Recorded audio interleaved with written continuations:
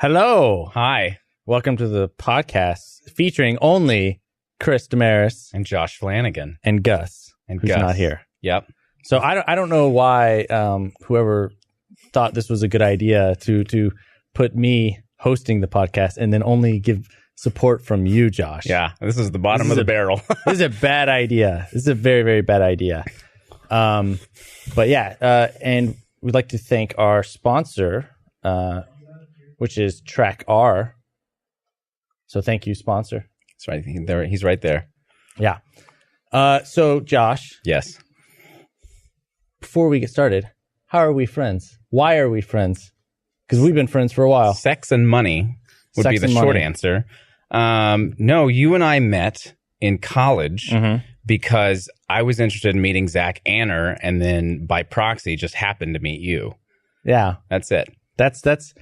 I mean, I think though, in college, you tend to flock around people that you also think are like talented and you are creative people. At least when Hopefully, yeah. Yeah. So I think that's kind of how like we end up being a little bubble of people. Yeah, because we started college in 2005. Yeah. Fall of 2005 at University of Texas, and there was a small group of people who were making cool stuff, but then also making a lot of stuff outside of class. And there was a couple film clubs. UFO was one of them. And yeah, I know I made an effort to like gravitate towards people that I thought were talented and whose coattails or wheelchairs I could ride. Yeah. So yeah. We knew. Look, there's Max in the little sidecar. There's Max. Now, Max, this is a true story. Max, I met when he was 16 years old in a hotel room. Yeah, that did happen. Wait, really? Yeah, That's a actually true true. story. I responded to a Craigslist ad. He did. Again, not a joke. That actually happened. Yep. For what? And we made a movie. I made a movie. What was your Craigslist ad? That's a true story, by the way. That's true. a Without weirdly context, presented but one. yes. Yeah, no context. It's we did a 48-hour film competition. And so for some reason our friend Randy had rented like a hotel room as like the base of operations. Yes, right next to a strip club, too. Right next to a strip club. Yeah. Perfect 10 now. I think it was It Sugar's. was Sugar's back then.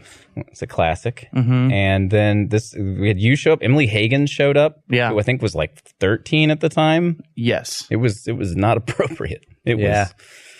And we all made love. You were very different in college, Max. You were Yeah? very different in college. How so?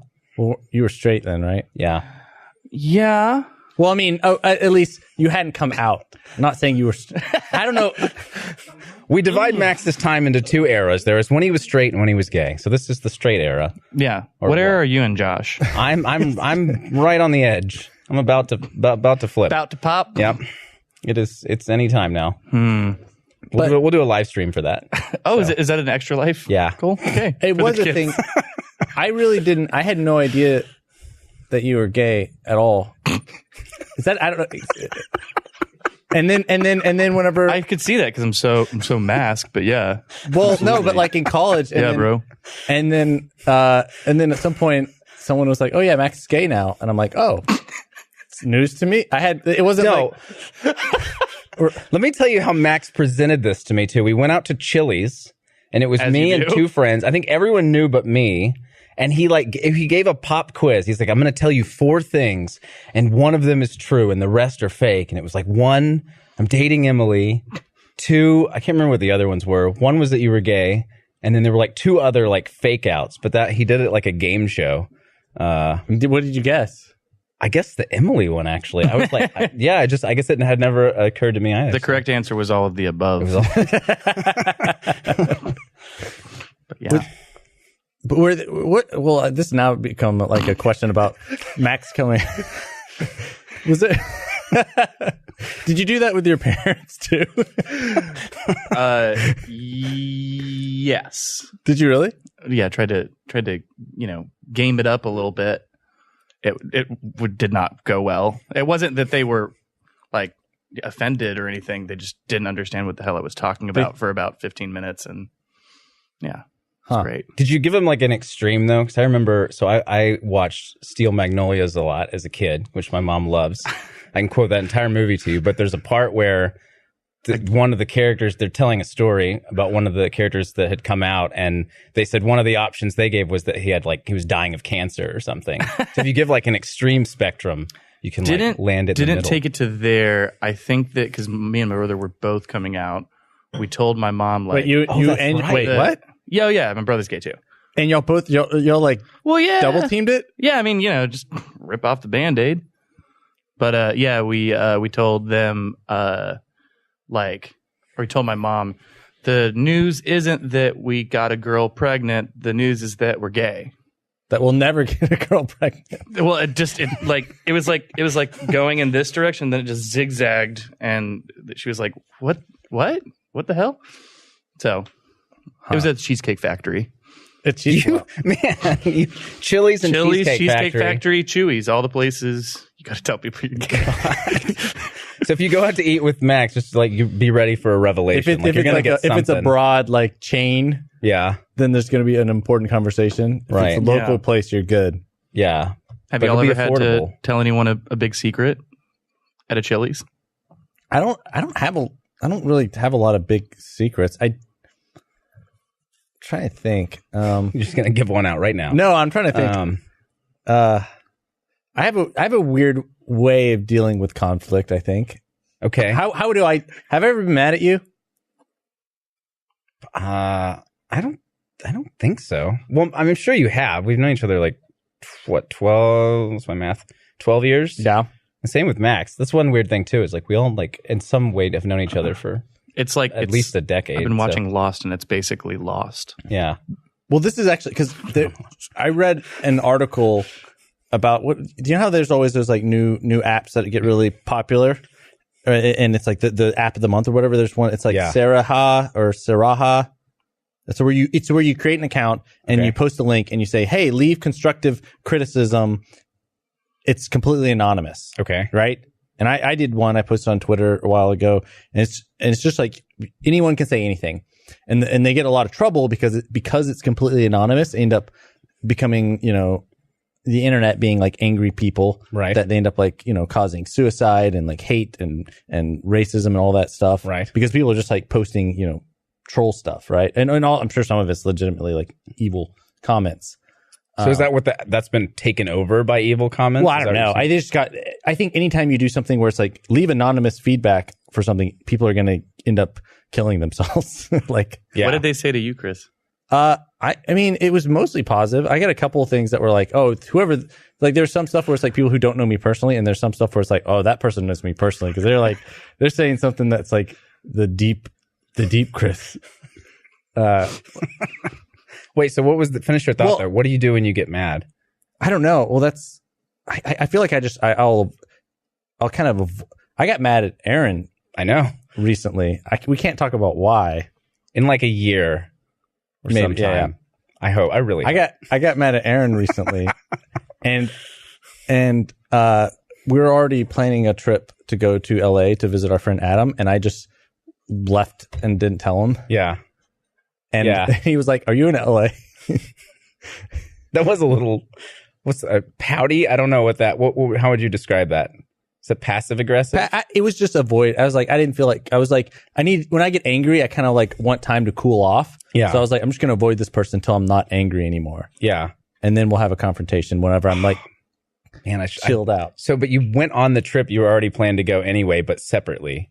Yeah, which is really funny. Like if you did that, because I just went to Alaska. He thought we weren't going on the trip anymore. Oh, okay. He thought we weren't doing the trip anymore, and I just went. And then he found out that we were still going on this trip. Yeah, because I was there. Man, I really want to do that to someone though too. Like I'd just like to be like the Alaska thing. It's like, oh, like we just went with Nadia, and I just like we get in a fight, and then like the next day she's like, "Where are you?" I'm like, "I'm already on the cruise." Like, sorry, We got in a fight. You left. I booked a cruise the next morning. Wait, did you actually go onto a cruise without? No, she went. We went. I'm just saying, applying Chris's logic of being mad at people. It would be nice to like pre-vacation without the person you're mad at and be like, "You want me? You come to Juneau." So, man, I'm not a particularly angry person, but whenever I do get angry, I'll be like, yeah, me too. I feel like I used to get angrier. And now I've mellowed out as I've gotten older, especially when you all like first met me, because I just come out of the army. And I think I was a little more like wound intense. up. yeah, I'd get, like send angry emails and yell at people and stuff. And Yeah, I think you still get pretty angry at people. I do, but it takes a lot to get me there. I think I'm somewhat zen. All right. Max is laughing. All right. Apparently I not. don't know. All right. I'm trying to remember what you used to send angry emails about, because there was a lot of like whenever we did like wedding videography or like, Well, that stuff never mattered. but you did send some angry emails occasionally there. From the wedding videography? Yeah, and I don't remember. What? I have a memory for Matt, shit. Confront us about something. This is the non-anonymous version of that Saraha. sting. Oh, I see. A Saraha. You confront us. Tell us a grievance. How about a time I yelled at you? I have some friends actually. We wanted to bring up. Could we join? We just kind of wanted to make this a safe space. Wait, no. This is not a group thing. I want an individual. No. Individual. No. We got something to say. Individual. I want a personal thing. This is not a bit. Okay. Max, What's Yeah. I want a confrontation. All I have is a bit. All right. Well, give me a That's all I've got. confrontation. Uh Josh, huh. what weight are we sticking at this time? We What rubber weight? band up and down, and it's all for the attention. It's all for the glamour. And when are you just going to settle on one? To clarify, I gain weight for glamour. You gain weight and then you lose it, and everybody's like, I "Oh, see. good So job, there's like a Josh!" good- yeah, and I then get it. then you It's- gain it all back, and they're I like, do. "Oh, try." I'm try on the harder, downtrend Josh. right now, though, so that's good. When are we going to stop this? He wants you to pick one. Pick one. I'll You're stick with upset it. because Josh gained weight or lost weight. I don't know what's Both. going on. It's just always just. It's all for a thing. He What weight would you like me to be? either incredibly thin or incredibly large. Incredibly thin, like Christian Bale. Yeah, like in whatever the that movie is is. that the Machinist. Machinist. Uh-huh. Machinist. Machinist? Machinima. Okay, it's done. Great. I have a complaint for both of you. Okay. I don't feel that you've really put in enough effort to be my friend, and I'd like you to put in a little bit more time on that. Is that a genuine complaint? Yeah. I have not put enough effort to be your friend. Yeah. In what way? Well, you In did. what way? You did abandon our department. To be fair, That is fair. All right, Yeah. Patrick. Well, no, yeah. So this, I don't know if for audio, this is Patrick now. wearing It's me, a wig. Patrick. Patrick. But why This is my natural hair. why is that a genuine complaint? Yeah. But it's a two-way street. Well, yeah, but I'm kind of a friendship bottom, and I just kind of receive friendship. How have I not put in enough effort? You never call me anymore. I never called You used to you. I don't leave think I notes. ever once You used called to leave you. notes for Here's me. the problem, Patrick. This is really hot. As a friendship bottom, we need clear signs that you are presenting for the friendship you want, and it's just not always clear to us that, All right. that you're waiting for it. I'm waiting for your friendship. Right. That's my presentation. That's it. That's That's it. it. You Oh, got. Do you Wow. need more? Josh. Uh-huh. I wanted, like, I have a semi-real one. Okay. Oh God. Actually, it's pretty. It's good. Oh, God. You really like the word bitch. Do I? It Oh. pops up a lot in things. It does. Like what? Where does it pop up? It In my- popped up in my work? in a lot of your work, Okay. and in your jest. Do I say bit? I don't. You've never. Okay. It's never stuck out to me. Day but- 5, Okay. Ready? season 1, episode 1. Whenever the girl at the beginning runs off with the medicine, Okay. I know this line. Okay. they run out the door and they're like, "That bitch!" And I was like, if a woman stole all of my medicine and I need that to survive, Uh-huh. I would probably be like, "What the fuck?" Not. But that character isn't Max Kremke. That character No, is but is a that meth character? addict. The character is that? Where's that from? Where's that bitch come from? Where's that coming from? Season 2, episode 1. Whenever, that boy, Ellis, Hayden Panettiere. That boy Ellis. that boy Ellis, who's he's walking around. Uh-huh. I don't know what you're talking. He's saying there's too much bitch and I just think it peppers in a lot. There's I don't know that there's that much, Okay. but I feel like there's more fucks than bitches. there's but- way more fucks. Fucks don't bother me. But you're saying on like a sexism level. Is that where we're going with just this? maybe I more don't know of if it's thesaurus. necessarily all there. I think it's more just I don't know. It's one of those things that I don't like. I don't like it. I don't know why. Why don't you like it? Because I feel like there's I'll give you a better Yeah. Breaking Bad. That's what's his name, Jesse Pinkman's. Like, Oh yeah, that's his like slogan. catchphrase. Does Yeah. that bother you in Breaking Bad? But that's his character. Okay. That's the entire that's his catchphrase. So if I said it more, you'd be okay with it. Is that what I'm getting? It's kind of like the weight thing. It's stuck Just all the time I or get none it. of the I time? see my Yeah. problem now. One I or the other. teeter-totter. I think we've stumbled. I got upon it. there. So a number, a weight number, a bitch number. Yeah. Any other nut you want I to would just hat probably trick? pepper in some more derogatory terms for females. Cool. Yeah, like vary it. is what Yeah, you're just saying. I switch get it up a bit. Okay. Right. Okay. Was there any other legitimate confrontations to our character? Why are you guys like taller than me? That's always tall are Not you? legitimate. How tall are you? 5'5" tall. 5'5¾". I'm I'm almost not that tall. I'm 5'7". I'm barely taller than you. Well, that's I have to annoying lure to me. people into caves to fight them because I can't win on open ground. See, it was funny As you because I knew a bunch of grievances with Josh because I've known you since high school. I haven't really known. I've known Chris. You want to I've been around spitball some Chris. grievances at him? Just look at him and see what you think would be wrong with him. He does have a really punchy face. Like, don't you want to punch him? A little bit there, a little bit. That's not really a grievance. But I don't know. I feel like it's like it's punching like a small animal. Yeah, it's It's hard to be mad at Chris. yeah. Because also, Look at him. Just look at him. He's When just we so were sweet. talking about this before, about it was like, oh, well, being oblivious doesn't really encourage grievances because it's like, oh, well, he didn't have any damn clue that he did something. Well, wait. Then what did I do that I was oblivious to? You're talking to a person who has memory for shit. So Which I completely. I know people multiple times. I think I've offended people and been completely oblivious to it Yep. because I'm like completely in my own brain. It's called ignorance, Chris. Yeah. Well, I think whenever we did social disorder, you'd be super chill up until a day or two before we had to do something, and then you would just lose your mind and be like, I need you to go buy a shirt for me. And you're like, what? It has to be red. And then I would go try to find a red shirt for you. And I took pictures 37 different red shirts. And you're like, it's not quite red enough.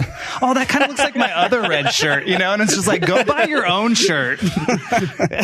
So that's a grievance. That's a good grievance. There you go. Yeah. That's what I wanted. Yeah, that one came out. See, Yeah. and I think some of that has to do with the stress of a production is intense, especially something like social disorder where we were prepping to go to my high school reunion and completely embarrassed myself. So I was super just So you got to make sure your look's on point for that. I was so stressed at everything, and it's just whenever I get stressed, I kind of it just spews from my orifices.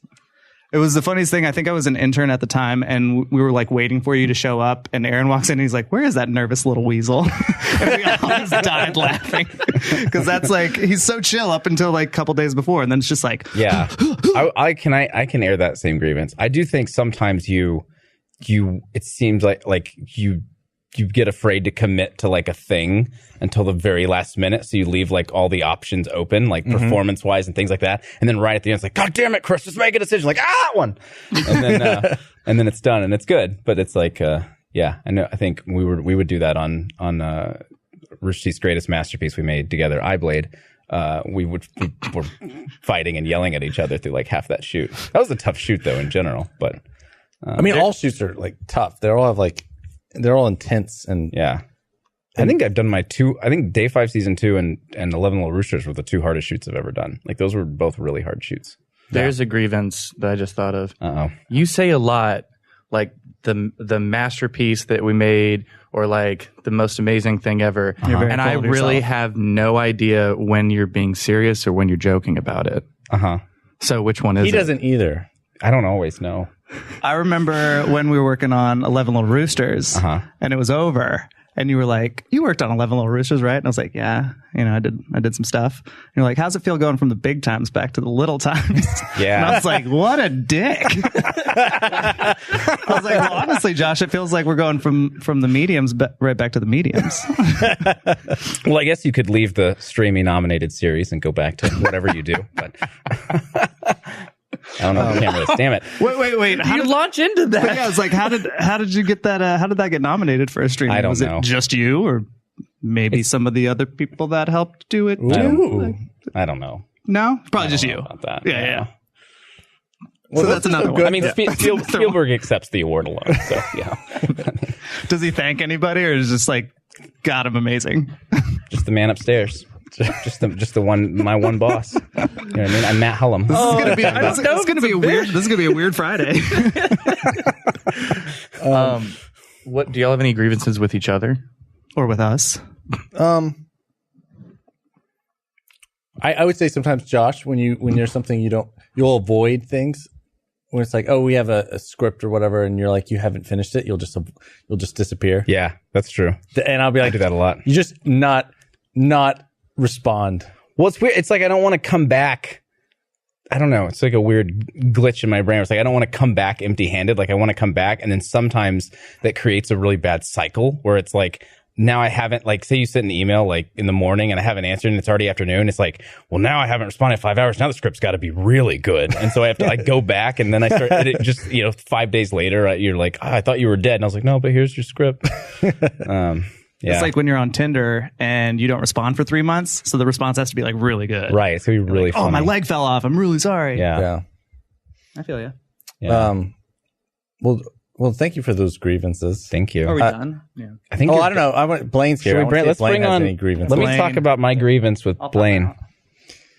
I'm just sitting here. Speaking of Rooster Teeth interns, Hello, Blaine. I brought a list. You brought a list of grievances? Well, I've just been writing while you guys have been talking. But the first thing that I wrote was this podcast is going as well as an episode of Big Bang Theory without the laugh track. So, who want? How are we going to do this grievance? I don't know. You give it. hold on. Wait. Actually, I have a grievance for you. Okay. When we were talking about like, hey, who could stop by this podcast?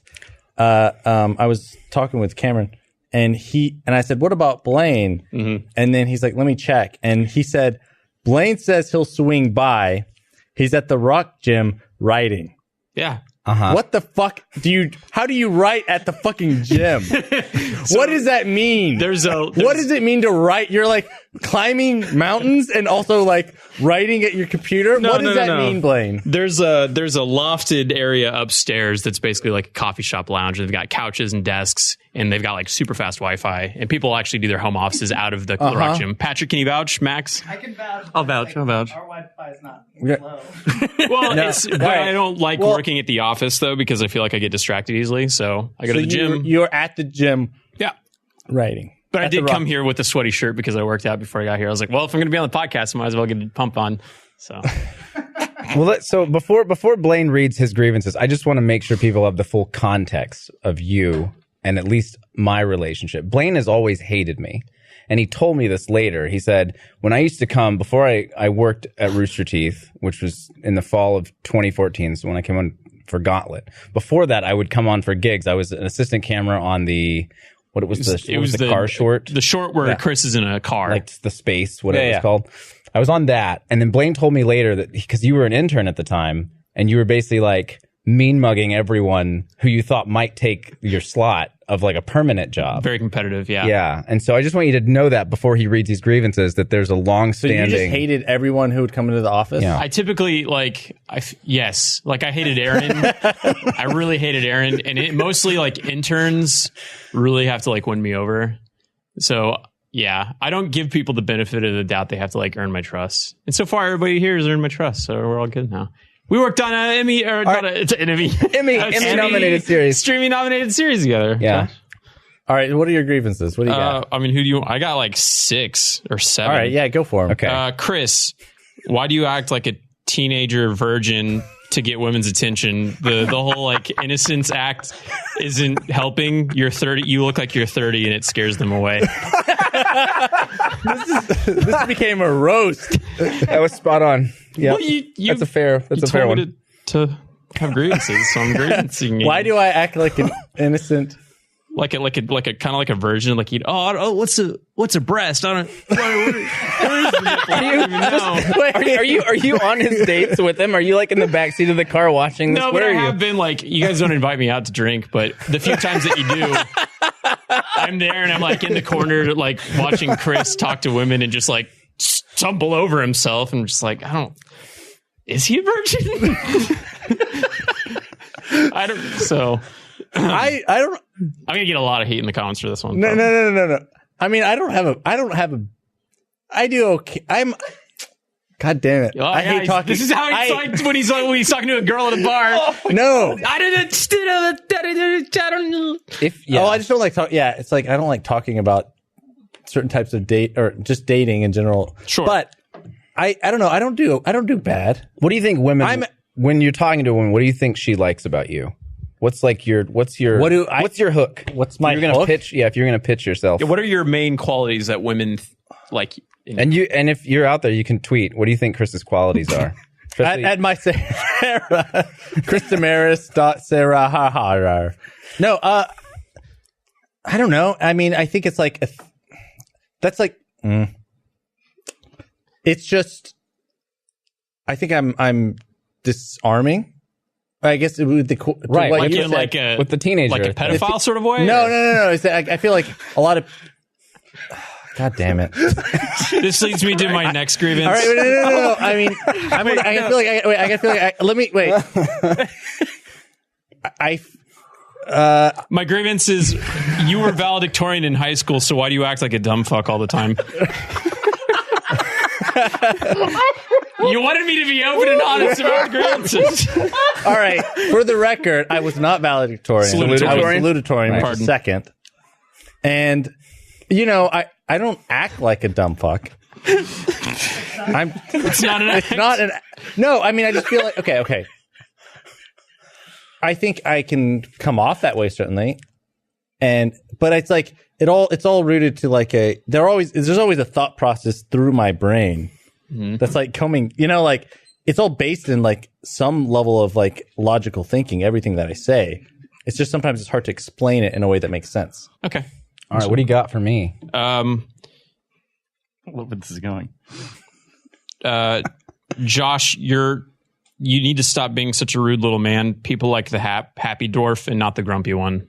So you should just be a little bit nicer to but people. isn't Gimli's the grumpy one? Well, no, I'm thinking of dwarves from like Snow White and the Seven Dwarfs. It was a dwarf joke to make fun of your height. That one didn't land as well. Yeah, that was I got to shop it worked out before I take it to open mic night. Yeah. Your criticisms were harder because like I don't actually hate you, but I've had a lot more negative experiences with you than with Chris. Right. Ooh. So it's like I don't really know like where the joke is and where the actual hate is. Oh my god. Oh man, you just know that being around me lowers your quality of life. Is that I consider you a very dear friend of mine, but I mean we've definitely not had like great streaks at points. I don't think you and I have ever been in a tiff. I don't think we've ever actually fought about something. That's true.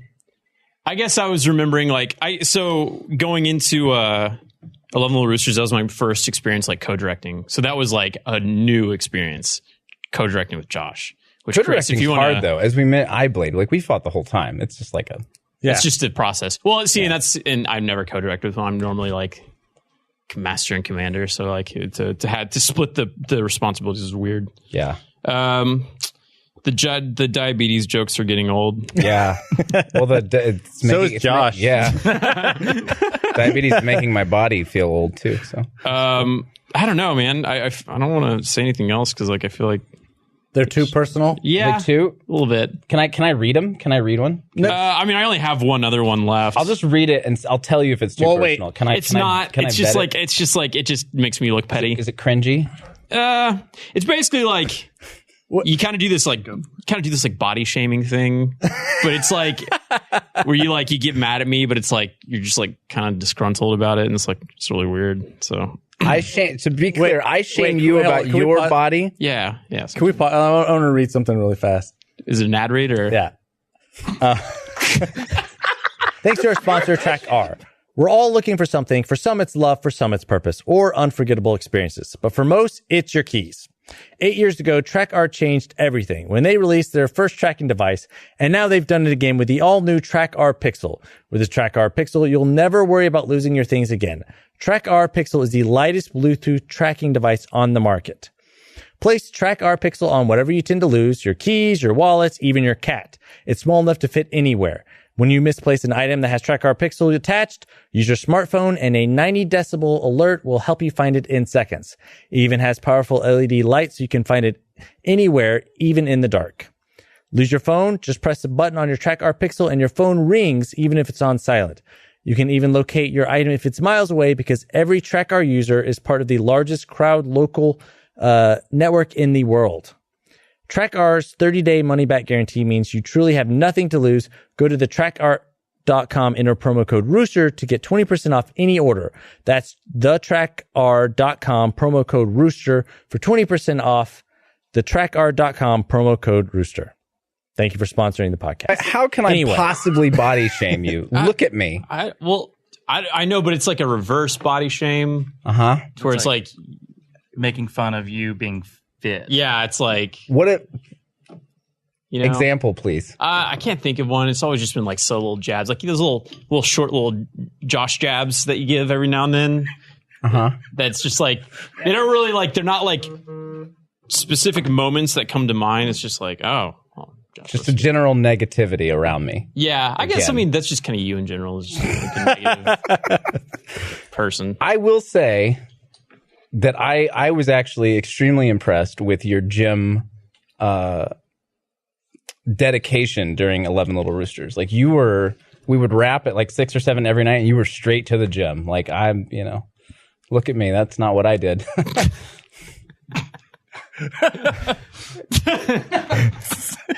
Do you guys have any criticisms for me? Because I would like to finish out before I leave, or I don't know if you want me around, but like I want to say good things about you guys too, so that you guys don't have a bad taste in your mouth. It's been a rough ride so far. So we should. But criticisms of Blaine.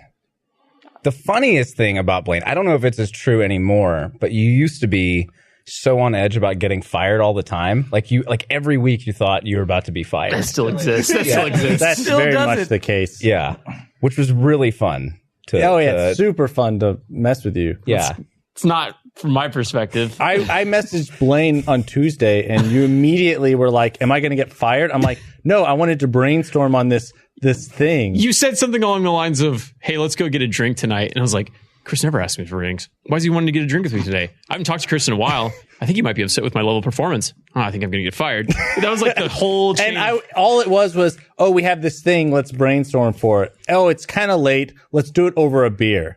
That was it. Yeah. We came up with some good stuff. Yeah. So, okay. But you immediately went to, I'm going to get fired. Right. Which I don't think you've ever been in danger of being fired. Except for that couple times. Except for the couple times. Well, I did. I remember I was part-time or an intern, but I did fart on Gus's head. And I was like, that's fucking it. There's also this. Yeah. Wait. This is back when the No was getting started. This story's been told on the podcast a bunch of times. But basically, like short of it is, we were all sitting down. I was sitting on a chair and Gus was on a beanbag that was like right here and his head was like right here. And we're like all sitting around brainstorming and trying to come up with the name for the No. And I was like, hey, what about this one? And I farted and then Gus was just like, huh, and got up and then he just walked off in silence. And I was like, I'm fucking dead. Well, you didn't get fired there, so why would you get... A general rule of thumb is don't fart on people's faces. That's true. Especially people who are your boss. Yeah. Okay. I mean, that's just a general like guideline for like the world. Don't fart on your bosses. Okay. Ever. You got any other criticisms? I wasn't ready for your criticisms. Sorry. I mean, you know. I criticize you. When do I criticize you? Am I? I mean, this isn't like funny haha, but like, we all criticize each other's writing and stuff like that, but that's like just part of the game. No, that's just yours. See, like that's the way I feel sometimes though. Like Chris has a mega impact on my writing abilities to where I'll be like, okay, I got it. Chris, how about this? And you'll be like, it sucks. And we're like, oh shit. So then I go and rethink my life. at the bouldering gym. No, you go right and climb. Super How fast high can I Wi-Fi. climb high enough to die? No, because it's got the padding on the floor. Okay. Beautiful. No, Well, what? no. Go ahead. I was going to say nice things. All right, what are your Okay. nice things? Chris, both of you have done a good job of like taking me under your wing. You know, like I feel like I've learned a lot about you guys, and being somebody that came into Rooster Teeth fresh out of college and not having a ton of real world experience, aside from like, you know, a couple of like spare internships that were before RT. I feel like you guys have taught me a lot about the industry, so I appreciate that. Chris is a good friend. I don't think I've ever actually like been super pissed off at you.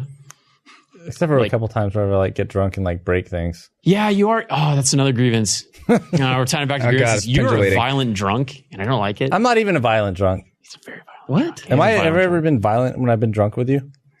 I think I think it's I don't know just if you. violence the word, but like Is it like clumsy or like- breaking stuff?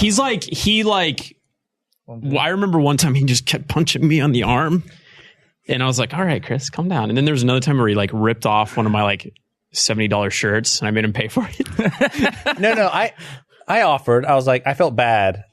And I No, was like, you didn't offer. No. You were like, you just straight up ripped the buttons off. Oh no. But then I was like, afterwards, the next day, yeah, I was like, hey, you ripped my shirt off. and I was like, let me give you money for it. Okay, fair.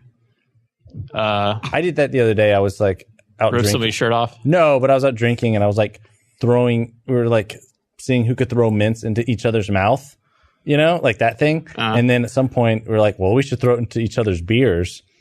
And then someone was covering up their beer. I was super proud of this. They're covering up their beer with their hand, and I threw a mint in between the crevice of their fingers into their beer. Nice. And then they were like, well, now there's a mint in my beer. I'm like, all right, I'll buy you a drink. But I was like super proud of that. That was an impressive mint throw. I usually cover my drinks, but it's only around Aaron. He Yeah. tries to get things in too. Can I say a nice thing about you, Blaine? Oh, okay. All right. I like your funny little like YouTube, like the little Twitter videos you make. Like there was one you made once where you were running around in like a park, and there was another you in like a treehouse. Yeah. That was funny. Those are good. Yeah. Yeah. I like doing those. Those are fun. This took on a much more like classic roast format. Where It I know. did. You It do, became you a do like roast. the roast, Blaine and at came the up- end it's yeah. like, I "Oh, like we're all that here though. tonight to Blaine was celebrate." harsh. Yeah. Blaine was harsh. Yeah. Yeah, he Those really- are that was like legitimate. None of that bullshit that oh yeah, you don't put enough effort. The shirt thing was good. The shirt that was good. Like Yeah. you made me buy a red shirt once. That was good. Yeah, but it wasn't that simple. Look at the way that you just played that grievance down. You were like, yeah, well, I made you do that one. Who cares? What a petty asshole. I'm just kidding. Yeah. But yeah, you guys are good friends. Appreciate you. I can go fuck off now, right? You can stay. It's fine. I don't You can know go what the back point- and write at the Rock Gym if you want to. Do whatever you want. Good. It's actually like dangling from like a rappelling thing with like a little notepad. I had a thing recently where I woke up and I was crying. Oh, I had a dream. I had something like that last night. But I had a dream that like a family member had died in my dream, and I woke up and I was crying, and I was like, "Why am I crying?" And then I remember my dream, and then I realized I don't remember the last time I cried before that. I don't. When's the last time you cried, Josh? It's really stupid, but it was soon after I got my dog because it was so hard. It's weird, but it's like if you don't have a dog, you don't have kids or whatever, it's basically like having like half of a kid. It's like a lot of work. It changes your schedule and like it stressed me out like for 2 weeks. And I thought I was gonna have to give him back. I was like, I don't know if I can do this. And I remember I was it's like a movie scene. I was like crying in the shower because it was such a weird lifestyle change. And I felt really horrible because I thought, am I gonna have to give this dog back to the shelter? Because I don't know if I can can do handle- this Wait, with this isn't like Eastwood, is it? yeah, it was Eastwood. Eastwood's really? a wild How long- dog. How long Yeah. ago was It's a that? big dog. That was like a year or two I guess ago. like 2 years ago. Had him You all ain't two. cried in a year or two? Yeah. I Well, that's mean, the last time I remember. I Like, can't think of the last time I cried. That's just say I can't remember the last time I cried before that dream, which is a fake thing that didn't happen. Yeah. God, I mean, I haven't had like my dog died recently, my childhood dog, but it was like mostly my mom's, and I was kind of like trying to be support I didn't cry during that, and I felt like a bastard Did for you it. pretend to cry at any point? Like, I mean, I was like, it was upsetting as a fucking downer, but like, I don't think I'd shed a tear. I don't know. Maybe like a harsh ass breakup fight from like years ago. I feel like that's probably it. Like a breakup from like a long time ago. Yeah. I like cried like I don't know last week whenever I watched some dumb movie or something. I mean, anything. I've teared up for movies. Yeah, Every once in a while, I'll like half tear up for a movie, but it's not a constant thing. Even if I'm like sad, it doesn't. There was one that actually like physically got me, and I'm trying to remember right now what it was, but like it got me, and it was like one of those things where it was like actually not just like the like the thing like more like. I can't fucking remember what it was. I teared up a bit during Lyanna Mormont's speech in Game of Thrones when she got up and she was like, "He's my king" and stuff like that. I was like, "Oh, she's such a good actress." Yeah. That was like a powerful fucking moment. I don't think anything I've seen has ever made me get like that emotional. I lied to my girlfriend in 8th grade and told her I cried at Titanic, but I didn't. You were just trying to get points or something? Yeah. Did you really? Yeah. I was like, I cried at the dead baby. I didn't. What? So. There's a dead baby? What? Dead baby? There's a floating woman in the ocean at the end, and she has like a baby, and they're both like iced. Oh, that's fucked. You're like, and that's what you didn't go for like Leo dying or any of that. It's all about. You don't want to sound like no, a I think pussy. you have to like when you lie about that, you have to really pick a specific. So it's like it's such a specific thing, it must be true. Yeah. So dead baby. Cool. Yeah. So I didn't cry last night, but I did wake up in a very similar circumstance. I was convinced I shit my pants in my Wait, sleep. what? I was convinced in my dream I shit my pants, and I woke up and I was like, I shit my pants, and I like waddled over to my bathroom and sat down and wiped my ass, and it was a ghost turd. Didn't shit my pants, but like I thought I was convinced in my sleep I shit my pants. I've done that so many times. You shit your pants in your sleep? No, where I wake up from like sleeping in a place I shouldn't be sleeping, or a place that I don't normally sleep, like an airplane or something. Yeah. And I'm always like, I shit my pants. I did it on airplanes. I'd be like, oh. And I think it's like one of those things where it's like your body's like, what are you doing right now? Why are you sleeping right now? And it's like, I'm gonna make him think he's shit, and that'll wake him up. Have you ever shit your pants while you're asleep? No. No. Then where does that come from? I've woken up on airplanes. I've never had that dream, so I don't. I never like wake up and I'm like, I think I shit my pants. Maybe it's like unless I did.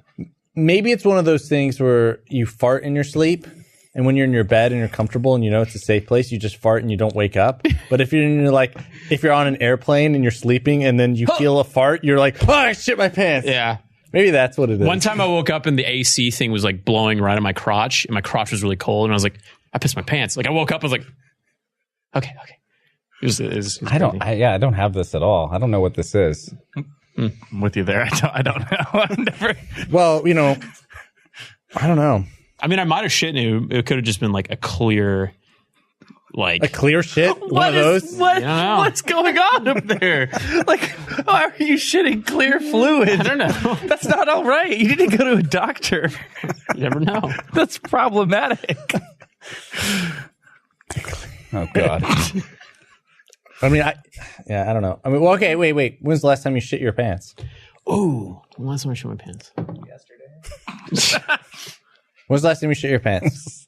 It was somewhat recently.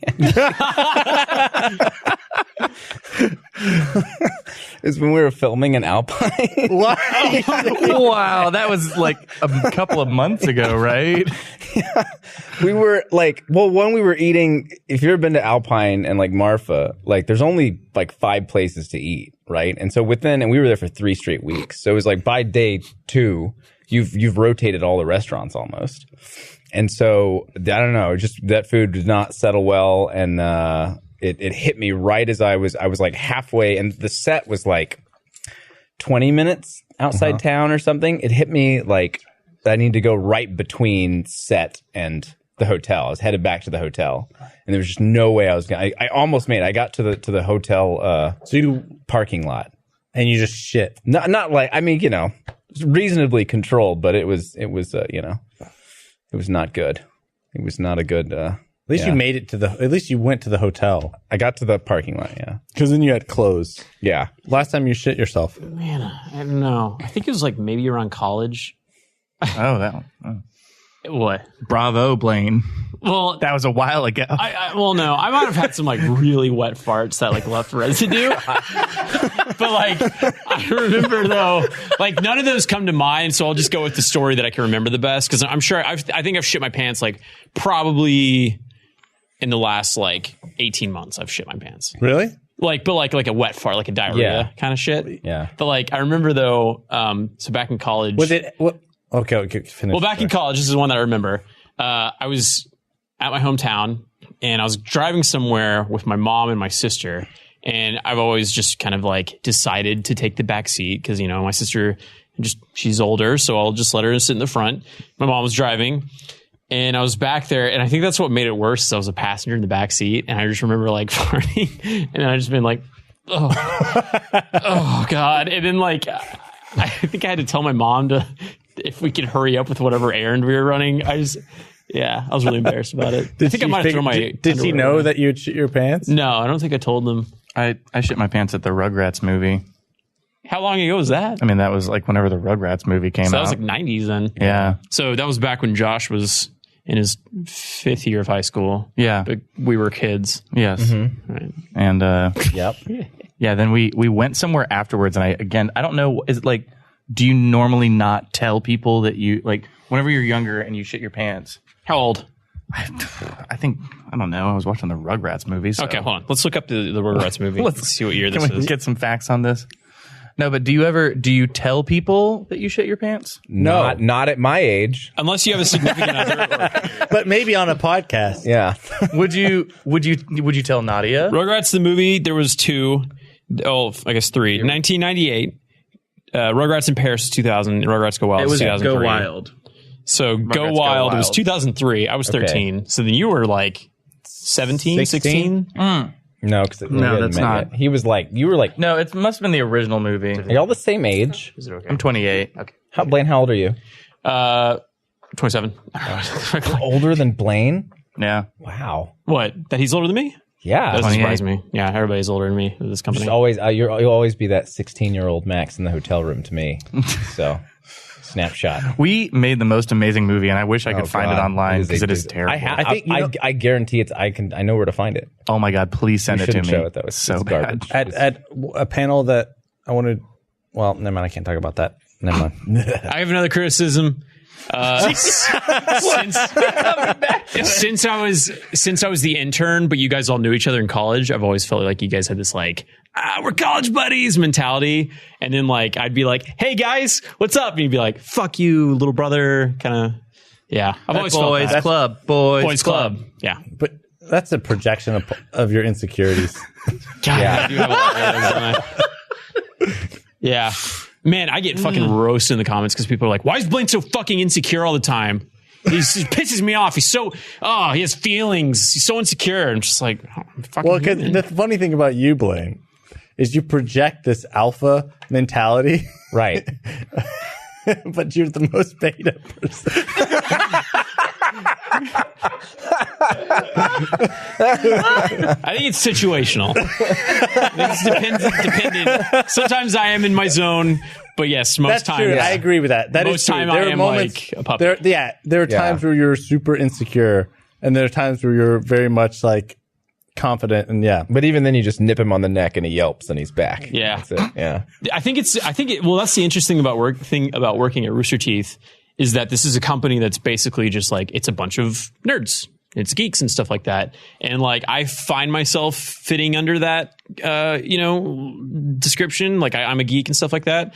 But because I'm a shape, people assume that, oh no, he's like super confident and all this stuff. But like, and people shit on me and punch me and stuff like that because it's like, it's Blaine, he can take it. But really I'm like just as insecure as anybody else. So I'm like, oh. If Rooster Teeth is the high school, then you're the jock that like secretly is doing painting lessons. Yeah. And like doesn't want You're people Or to is in know. choir or something. Yeah. Like, yeah. Yeah. Yeah. I don't know where that came What would you be, Josh, if this was high school? I feel like he's a theater High major. school. I was pretty cool in high school. No, I'm not saying who were you in high school because I can guarantee you I knew you somewhat close to that and you were just as insufferable. So You're right. would you be Give me like a. Let's see. I think it would be more like a theater tech, like no holier than thou. I was in one play in high school. That was it. That was the closest acting experience I had. I feel like Josh would be like the Artur, who's like, no, I'm going to make it to college and make it big. I'm leaving this stupid town and all you stupid people. Yeah. Well, Chris was like, Chris is probably like the geeky kind of like. No, Chris is definitely the mean girl. You know, he's like the Regina George. No. Hold on, let me tell you how cool I trash was in high school. talking. Because this was going to be my vehicle to get out. But I was in in my senior year in high school, I was in an independent study math class, so you could study whatever you wanted. And for the final project, I did a parody of The Matrix called The Mathrix. It's one of the first films I did, and it was people fighting to math problems, but I shot it really cool. That's cool. Yeah. I like that. AV Club.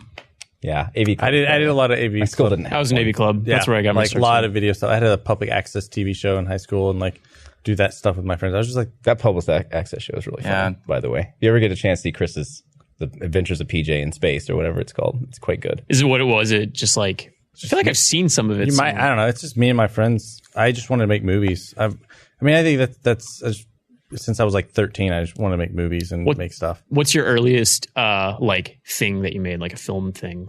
That was actually a movie. Or no, like Like a video. Yeah, like a thing that you videoed and edited. I did ran around. It was a movie called The Hit. It was about it was like about a hitman in high school. Oh God, Chris, no. It's about a hitman. Is this Columbine? pre-Columbine? Yeah. Pre-Columbine or post-Columbine? Well, it was set in high school because we had to film it in a class. Okay. And it was just about a hitman, and it was just like trying to do like an action-y movie. I have it. I want to do a panel at some point, like an RTX or something, where we like show like really bad early things that we made. kind of did that last year and a half. RTX Year and a half. 2016. Yeah, 2016. Yeah. That would be so much fun. Actually, I have some legitimately good, like, same kind of shit that I did on Instagram and Twitter all the time now. I have some really good stuff. I have some awful garbage. Yeah, I mean, everyone makes has bad awful stuff. Man, Aaron has that one that he acted in. I don't think he directed it or whatever. No, but we like, showed that at that RTX because he thought I was going to show something else. Then I dug that out, that gem. that thing's so fucking Everyone bad. makes I think that's anyone who wants to do like entertainment or any sort of art. Basically anything in life, you're going to make a lot of shitty stuff. Yeah, Josh, did you Always do a at the beginning. And you have to cinepreneur? get that stuff out. I did. Didn't you do one? I did we were in a film club in college and we did. We started a film club that lasted exactly 1 year. Yes. Nice. But it was the concept was It was a cool. good It was idea, called- it was but called what was yours Cinepreneurs. Mine was it was the detective one, but the girl who'd been murdered. We formed this Yes. club at UT where the goal was to make a feature film in a year, and the way you would do it is it was like it was vignettes, right? So it was like instead of doing one feature film and devoting all these resources to 90 minutes, it was like we'll make 3 30-minute films and we'll split up the club into these 3 groups, and everyone will get a chance to try their hand at different jobs and whatever else. And at the end of it, we'll find a framing device, and while we're writing it and put it together. And Kind of like a Grindhouse type thing. Kind of. But it was a little more. It was all took place over the same like timeline. It wasn't quite as integrated as we'd hoped in the end, but we did it. We finished that. Yeah, we did film. finish it. I would be interested to watch that again to see Not, it. I'm sure I would it's not not. good. I'm sure it's I bad. would not be interested to watch that. I ever. think it would be terrible. I'm sure. But why didn't you bad. join Chris in college? Yeah, why didn't you join? I was busy making good stuff. Oh, I can smell myself, by the way, so I'm sorry. you can't really smell. Okay, because I can smell myself. Um, What was that story? I don't know if you told it before, but it was like you were in some like creative class in college. It was like for the elite creative kids, and you like brought it was like no. It was like you and Aaron were in it or something, and you guys brought like a student film or something. But then there was this kid who came in and he like made like a Coke and Mentos type thing. Oh, we might have told the story. It was some like super like artsy fartsy kind of class where it's like you could do whatever. You just got to do a class but it's like a project you've been working on. It's like a third of your grade. Yeah. But there's no rules other than it has to be uncanny. And this guy brought in a Mentos and Coke thing. Wasn't it like a fishbowl? It was like, but he was like Mentos and Coke. Everyone loves Mentos and Coke and how it explodes. Now we're going to do something incredibly different. Coke and Pop Rocks. And then he pulled the lever and a bunch of Pop Rocks fell into some Coke and he goes,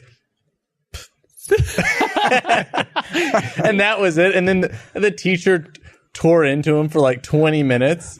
And then the TA tore into him, and then the other TA tore. It was like an hour, like, and this guy was with his girlfriend. His girlfriend was his assistant who like pulled the lever. It was just like brutal. Was it meant? I mean, was he doing it to be funny? No, he was like, "This is my uncanny project." It was Coke and pop. It was just he'd thrown some shit together. Was this RTF or something? No, it was some like I don't know, artsy. Was that the ACT Lab? Yeah. Act Lab? Yeah. Oh, yeah. That was they always had like these weird credits that you had to get where it's like, why am I in this fucking bullshit class? So you went to UT. Yeah. We all went to UT. Yeah. We're all film students. I have a question for you, actually, Blaine. What's up? Because we were talking about like making fun of you for being a beta male or alpha male or whatever. Go on. Are you confident with women when you? Well, obviously you have a girlfriend now. But like going out, at what point did you become, or are you confident? And if so, what point did you become confident? Dude, it totally fluctuates. Like there's sometimes where like back when I was on Tinder, I was just like killing it. I knew all the right things to say. I was just getting dates like crazy and they were going successfully, to keep it vague. But then there was other times where I just have these like sprouts where I was just like, I couldn't talk to women in bars. Things were very uncomfortable. It was like, I don't know what it was, but it just totally ranged. I think I hopped a line between being very social and very antisocial. So I don't know. But like, I mean, once I get past a certain point of chemistry and I know somebody and I'm able to establish like that connection, then I'm fine. I can talk with anybody, you know? Yeah. I feel like because I was doing the Tinder stuff when I was 20, like late 20s. You've been engaged like several Oh times. god, yeah. Is that public knowledge? Yeah, I think so. I've been engaged twice, but we're not talk about that. Let's get We don't talk about my failures. But when I was single, I was kind of bumpy at first, like not knowing how to talk to people. But then it just sort of, you start to learn the people you have chemistry with and the ones you don't, and then it becomes easy. Like that was kind of my experience with it. It was like, oh, like. But you went on like you were in long-term relationship, and then there was a period where you were just single for a while, and you were just like, you went a little like I was a fiend. Yeah, a little crazy, right? I mean, I remember because it was whenever there's we a were whole RTAA about it. Yeah. Because it was whenever we were like working on like the Gauntlet and stuff, and you would come in and tell some story. Like I feel like every week you'd have a new story. Yeah. About, a date that some horrific or great date, depending upon. I feel like it got to a point. I don't know if you've ever gotten to this point, but there was points where I was going on like 4 or 5 dates a week. I don't know. Have you gotten to that? I typically didn't do more than one a night, but there would be days where I'd have a date on like a Tuesday and a Wednesday and a Thursday and a Friday and a Saturday with different people. Different people each time. Yeah. I did that same thing. Have you ever seen that episode of? Did you watch Master of None? Mm-hmm. They did an episode on dating. Yeah, and it was like. They just fucking nailed it. Yeah. It was going through the same routine, same fucking and certain conversation. women like make it farther than others. It's eventually by the end of the night he's down to like 2 or 3, and then he just sleeps with one. Yeah. No, that's identical to how the dating scene is. Yeah. Yeah. Because it's definitely a thing too. I feel like because if you go on enough first date, then you end up with like a routine. Yeah. Of like, here's this conversation, and it gets boring. Well, it sucks too because I remember like before I started dating Alana, I just ran into this period where I was able to get dates pretty easily. That was fine. And we'd go on them and, I'd had like 3 or 4 different places that I would take them. They're all like coffee shop type environments, like, ones that you could stick around for an hour or two, or there's ones where you can pull the escape rope and get out. Yeah. But it always, I narrowed down the same few questions to kind of like, and it sounds awful, but it's just like basically weeding a person out based on their personality and like, just knowing if that thing would go or not, and if it was a first date or if it would continue to a second date. I hated dating. It's the worst. I remember I used the Gauntlet a couple times to get out of dates. Like I'd pretend like, oh, it's my boss calling me. Remember there was a girl who like on the first date was telling me how she liked to have sex to The Empire Strikes Back. Oh. And I was like, that's a great like bullet point. Wait, were you dating Blaine? It was Blaine. It was Blaine. That's why our dating's been so hard. No, but wait, that's what it was some story she told on the first date about she'd had sex to Empire Strikes Back or something, and it was like the greatest. And I was like, okay, but that was that was like the only good thing. The rest of it was not good, but that was like the one, you know. So when she's like walking down the street and she hears the Star Wars theme song, she like, only if it's, I guess it'd have to be like Vader, Imperial or March. like one of the newer songs that comes in Empire that's not in Imperial A New March. Hope. Yeah. An asteroid field. Yeah. Oh, that's a good one. Yeah. Cloud City, yeah. Yeah. Or the Boba Fett theme. Activated. Bum. Yeah. Is that Boba Fett's theme? Yeah, it's like really Yeah. deep and scary. Yeah. That's like the one song. Did you ever play Star Wars Shadows of the Empire on 64? Because it was like a cartridge format, it was limited. There were only like 3 songs. It was literally like that song, the asteroid song, and like something else. And it was every level had the same exact. And each level had like a minute of the song, and then it would loop. Yeah, Yeah. it was very exciting. That was a great fucking game though. Do you feel like that period was formative? Yes. Like you're just like, I'm single, I'm dating a bunch of people and going on all these like. Yeah. No, it was. I mean, like that was how I better figured out, I think, the type of person I wanted to be with, and then also like because before that I dated a high school sweetheart for a couple of years out of high school through the Army, and I dated another girl out of college for like 6 years. So it was constant relationships. So it's like until you like really get out there, like you don't really know what great sex is. You don't know what like. I mean, you've had some good like connections with the people I was in relationships with, but like, I don't know. You just like to see the variety of people is I think more eye opening. You and I have like really similar dating stories. I feel like we talked about this kind of earlier. But Chris, you don't really talk about your dating stories. Yeah, you're. I even have a closed book on it. Last time I was on a podcast, I told he I told tell us dating stories, but it's Why don't You have opened up a bit, and I've actually noticed that you do a little bit of showboating. You're like, yeah, I went on a date last time. Like, oh, really? Yeah. She cute? Oh, yeah. Got her Instagram pull up. You're like, okay, all right, cool, Chris. I used to not tell anything. You were so private, and I was like, I'm not ever going to break this Chris guy down. Like, he's never going to open up to me. I would never talk about anything personal. Yeah. Ever. You and I did though, because we would always be on projects together. We'd always be writing Laser Team or whatever else, and so I would hear it, and that's why I know our stories are like weirdly similar. Because we both We had sex with each other. That's why. Oh. Yeah. That's the twist. Well, because we both have stories with like doing stuff with virgins. Oh God. Oh, man, I've Yeah. had some fucked up things with that, Yeah, I too. accidentally took someone's virginity once. Did they tell you after? Yeah. Just start it from the beginning. I didn't like trip and fall into her or something. It was like I had not intended to take her virginity, but I was in it was a girl I met at my high school reunion, and started hanging out, and then she just gave off that vibe, like we would like she kissed like a guppy, like she was just like this, like very like you have to like you're on the defensive, like you're like I don't know what this is, and then we start fooling around, and oh God, yeah, it was just like all the signs were there. Like we got naked, and she started trying to do a hand job, and it was like I had to like grab her arm and stop her because it was just like like it was like I probably could have filed assault charges or something. I mean, Wait, it was like was there like lubricant? no lube. Yeah. Oh, and you're then like imagine you're certified. yeah, Yeah, and then so- it was like vice grip on the balls. It was like you can't do that. Jesus. Like it was like. Yeah, it was like knee jerk, like survival instinct. Like, That is a thing you can't, if someone's like attacking your balls, yeah, that's my livelihood. That's my children. Anyways, so there were all these signs, and I was like, this girl, there's no way this girl's is Experienced. yeah, there's just no way. And so I was like, I don't want to have sex with her because I don't want to be that person. Like I didn't feel like I didn't know her that well, and I didn't feel worthy. I guess like she should save that for someone special. Like shouldn't blow that on me. You didn't foresee a future with her potentially. Yeah. I don't know that she necessarily did either. But then so we'd been hanging out a couple times, and then one night we're just laying around, and she was like, "Do you have any condoms?" And I was like, "Yeah." And then, like, I waited a beat. And I was like, "Do you want to have sex?" And she was like, "Uh-huh." And I was like, "Okay." And in that one instant, I thought, maybe not. Maybe she's just not good at this. Yeah. But Is this when you're 28? Like you said, 10-year reunion, right? Yeah.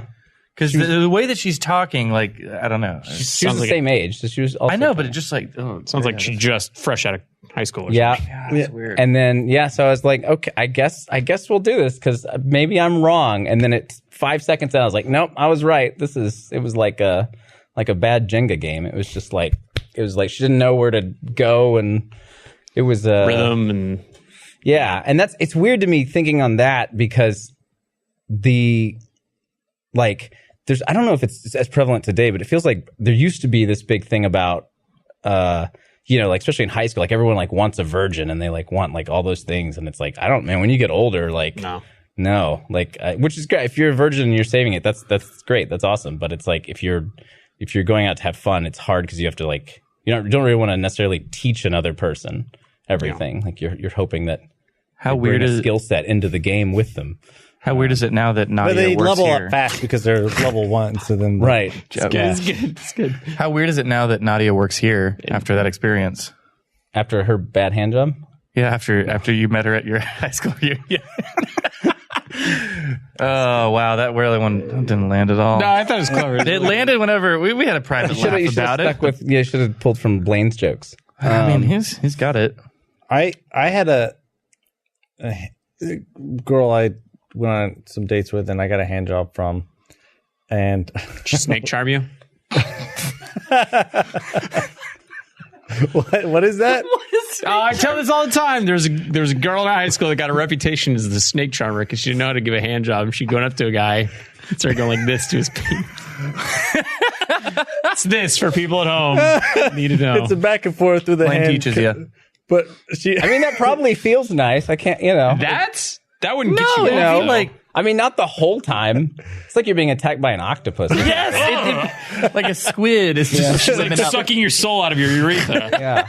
your soul is just in the form of Come to me.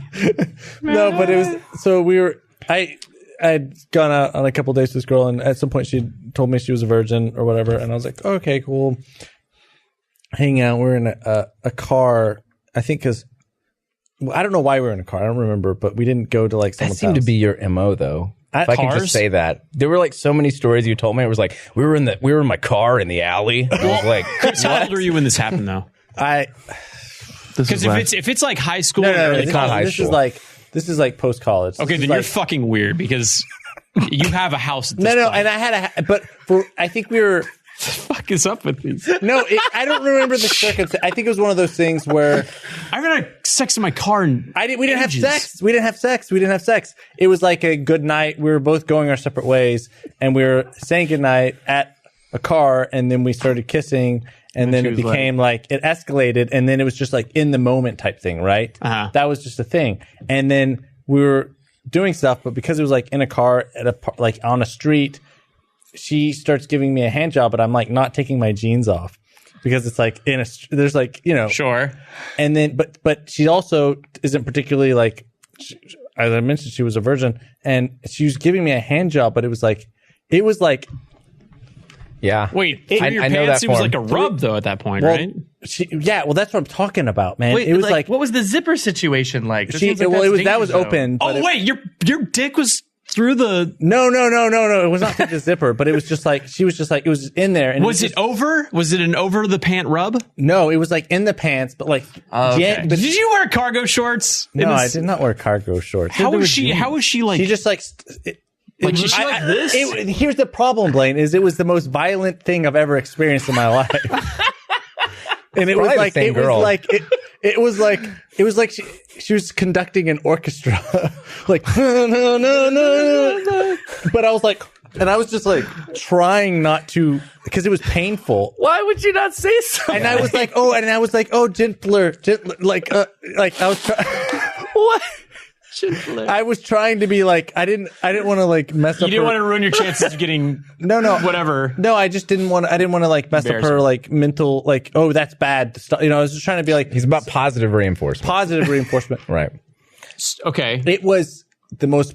I mean, it was bad. I still can't figure out how this whole thing is happening. Like how she's getting her hands in. She just. It was like through. No, it's like it wasn't like up my pants, dude. It was. She didn't go up the like- this is like- ankle. This is like here. Yeah, it in and then just kind of like, but like pants. I Did don't you know have why. baggy pants? Were you wearing like bell bottom It was like, God damn it. It was just like this kind of thing. Like, gift that, Peter. Please make a gift. God damn it. It was that kind of thing. And it was just, it hurt. So okay, This sounds like the same girl. I bet if we went and like reported to the police about this, they'd be like, yes, the handler. God damn. The 5th Street handler. We know her. I have a lady story. oh, I want to hear this. Okay. A rare This is from the... from the time before, but not really. Like basically, we all know that. I don't know past Max.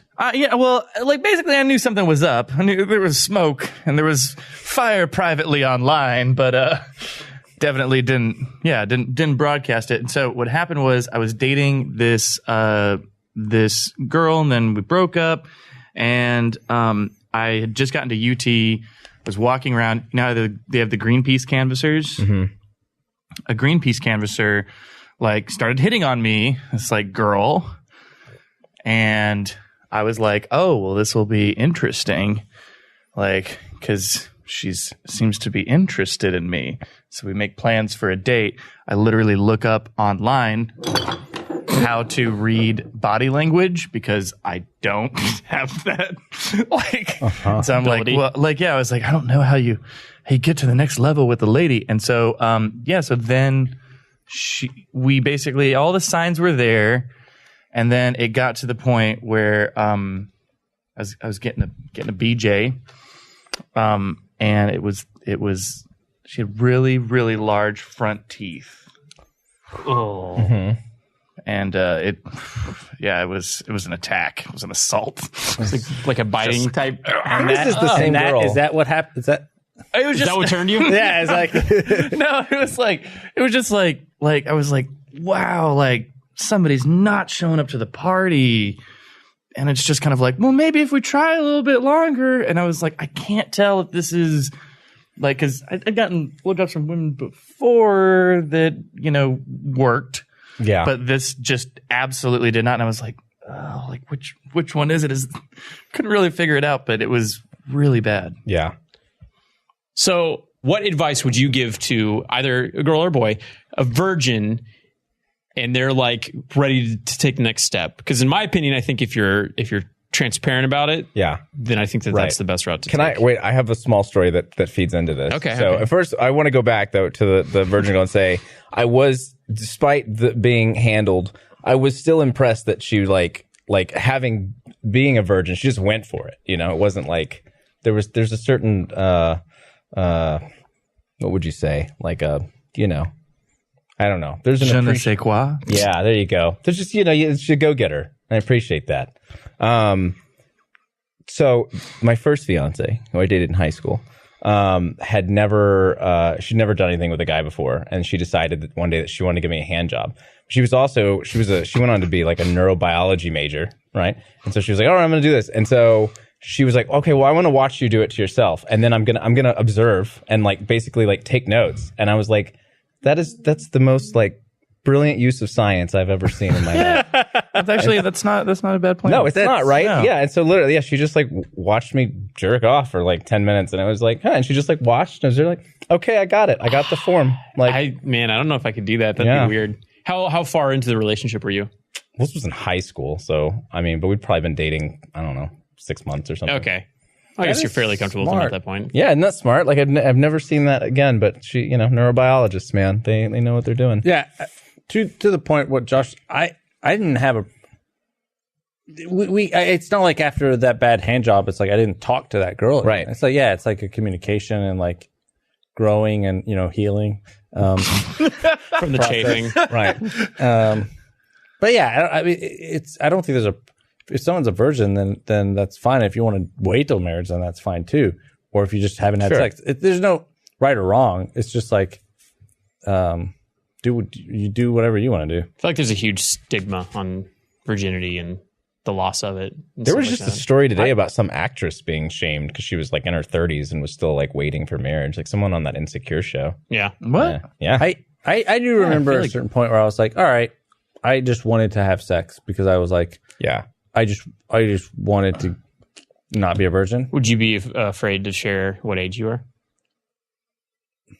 I'll say straight up, I think I waited until I was in high school. I think I waited until I was like 20 or 21. I was 20. 22. I was 20 for like actual sex. I was 20. I was under 18. Really? Yeah. I knowing how you are now, I can't imagine a teenage Chris. But that's why, don't you understand? Now it all makes sense. That's why when you're like, oh, you act like a teenager and get women, because that worked for him as a teenager. And he's just kept doing it the last 15 years. So, I don't know. God damn it. No, it's good. I feel like we should get off the subject of sex. Unless you guys want to keep going, but I feel like it's getting a really raunchy episode. I mean, I had notes on stuff to talk about, and then we talked about sex for an hour. And grievances. We didn't. It was mostly grievances. I think the sex was actually pretty light. I like the grievance part. Yeah. I feel like very, it's good to air your grievances in a public setting. there's like a weight off my shoulders now. Wait, before we go, can I show off this sweet shirt that I got in Alaska? I wore it. Yeah. Look at this. Look how cool this shirt is. Oh God, this is for Blaine too. I got it just for him. You can see. Where we at? You got it for me, but he didn't Look at that. give me one. Oh my God, that's a moose Kylo Ren on this shirt. That's how. Oh, it's a moose Kylo Ren. yeah. There was it's like smaller details. Like I think like one of the pilots was like an eagle. Like, Yeah, they're all. It's like somebody. I was in Alaska, and it's like whoever was in charge of like their merch department for tourism. Just they let someone go crazy. Yeah. And there's like 10 awesome shirts. There's like a Harry Potter one. It's like Did you say it was like Harry Otter or something? it's like Harry Otter, which sounds like another sex story, but Yeah. Oh, I have a funny thing here. Okay, do your funny thing. Well, no, it's just a thing. I was talking to Marshall Rimmer I know him. recently about we were talking about like when you go on it. This is going back to dating, but going on dating and like you meet someone and like that no matter how good the date goes, it's not going to work out because of the name. Has that ever happened? The name? Your names wouldn't mix. Your names if you got married. would not mix. So like, would you date a Chris, like a female Chris? Like Chris and Chris? That's fine. It's like the name combination. If she was to take my What if last her name was Dina? Oh, wait, what? It's that thing. That's some fucking creepy. Okay, all right, whatever. What is the situation though? Her name was Damaris. Oh, Damaris. That's kind of awesome. Right, that's almost like I would love fate. to meet somebody named Damaris. Sounds like a bad bitch. She's like, Damaris. I'm Damaris. Yeah. What? He just said bitch, and you didn't say anything. You just sat idly. Blaine is a sweet boy. Well, it's the context too. You know, like I think bad bitch is an empowering term. Yeah. Oh, I see. Where you call women horrible things. Oh, yeah. Marshall had a good one though. Okay. Okay. He went out with Is a he girl. okay? Is he okay? I can already I see where this is going just because I know what his last name is. So He went out with a girl named Anna Lee. And wait.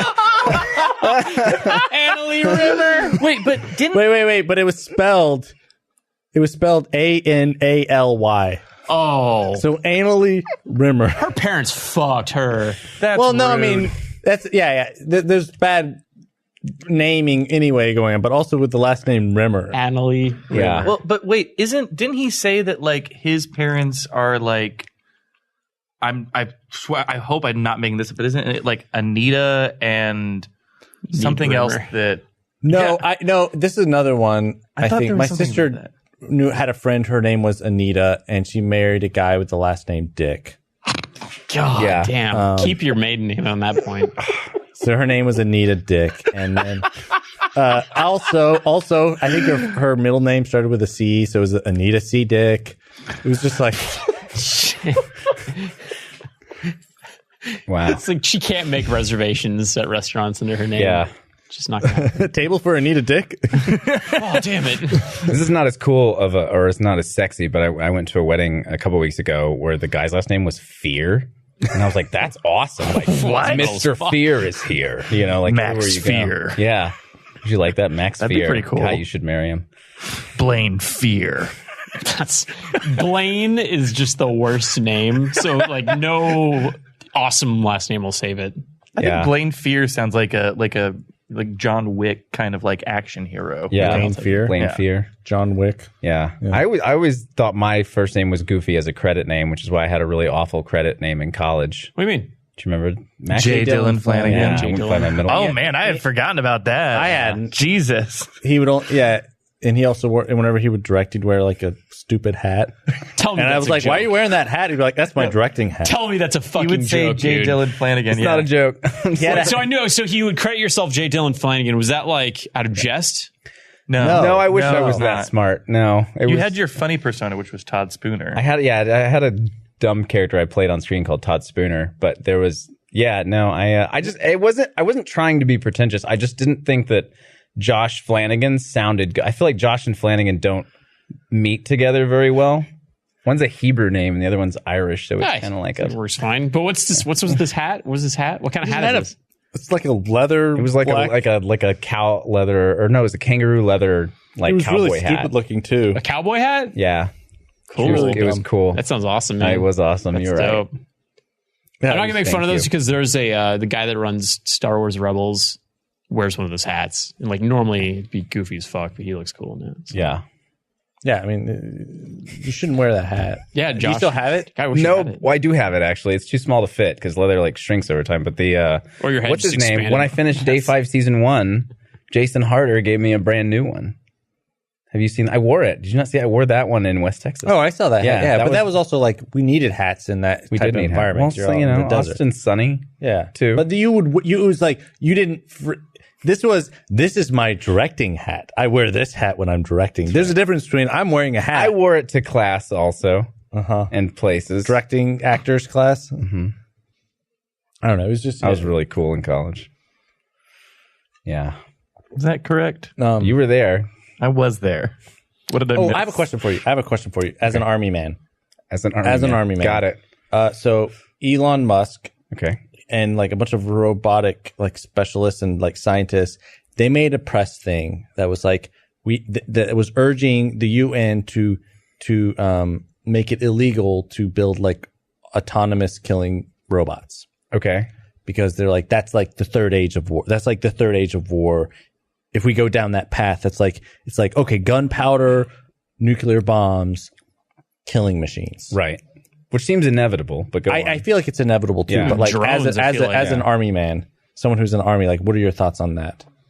I mean, that's like I just said. I mean, that seems inevitable to me. Like that, there's going to be more and more like unmanned things. I mean, isn't that the goal? Like the goal is to like somehow fight wars without actually losing your own soldiers. So, But then it becomes a thing where it's like then there's just robots designed to kill who just can kill. well, they kill all the other side's robots, and then I guess they kill the people. Yeah, Or and the then they people just start surrender killing when- people. It's like Yeah. at some point the robots have to kill. They're just gonna Sure. start killing people. Well, there's like that. You ever see that Star Trek episode where like they like it's like the two guys debating and they like can push a button and kill like so many of each other's troops, and so they just come to these weird like treaties where they're like, oh well, we'll lose 500,000 and you'll lose 1,000,000. They're like, okay, and they like hit the button and like somewhere far away their troops die and like that's the end of the conflict or something. It's like yeah, I don't know. it would be. It's like takes away the people from the Sure. combat. But there's right? already like weird stuff, not necessarily like that, but I mean, like, just to me, the concept that war has rules has always been a weird thing. And the army fights by Geneva Convention rules, right? So when I was in Iraq, there are things like if you are advancing on an enemy and I forget what it's called, the line of advance, LOA. So like you run through an enemy's position, you like shoot whatever, blah, blah. You get to the end of it. Technically, you're not allowed to then stop, turn around and shoot anyone who's behind you. You have to render aid as a prisoner of war.